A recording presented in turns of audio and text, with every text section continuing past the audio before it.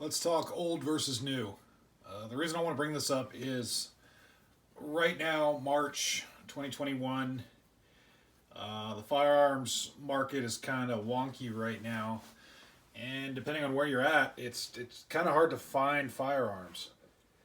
So you got to be a little bit creative, especially if you don't really have a firearm or you're trying to find something for self defense. The typical firearms that normally you see may not be available to you.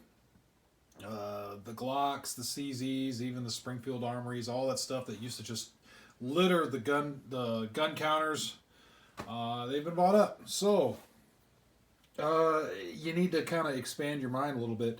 And just kind of an example, CZP-10F, in my opinion, one of the premier 9 millimeters out today. Some may disagree, but I really, really like this thing. Uh, these things are kind of hard to find nowadays. So, in contrast, this is an old Smith & Wesson 5906.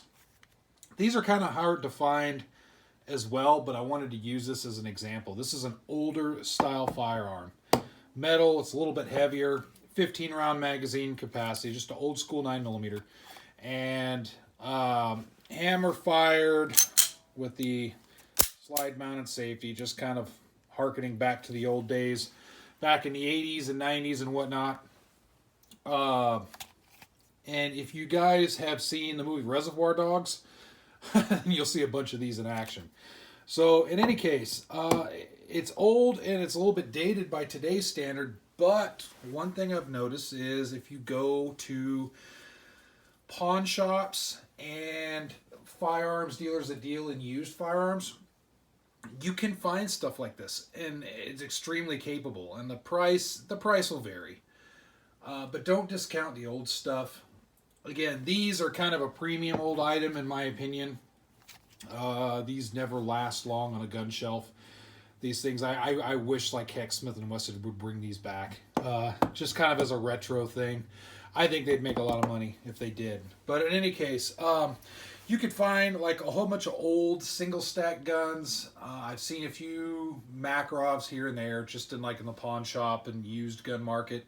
You can find 1911s still standard, like either old 1911s, or you could find new 1911s that are just the more budget, like the Rock Island Armory, that are just designed after a basic 1911, no frills.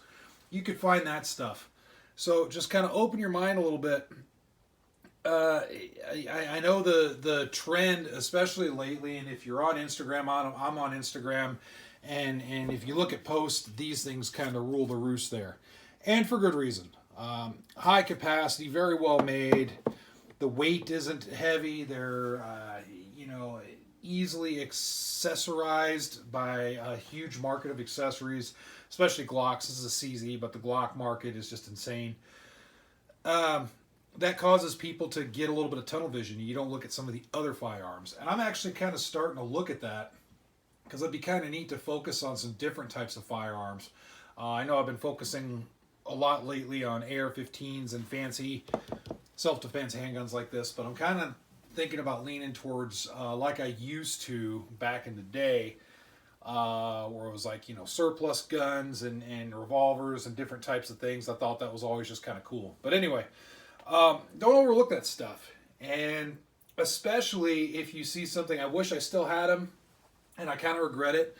One gun that I've always seen on a semi-regular basis, at least at pawn shops and stuff, is like the old Ruger P series guns, and they had them in 9 millimeter, 40 and 45, just various models: the P89, P95, the P85, what was it, the P90 and P94 and all this stuff. And I used to have them back in the day, and I wish I never got rid of them.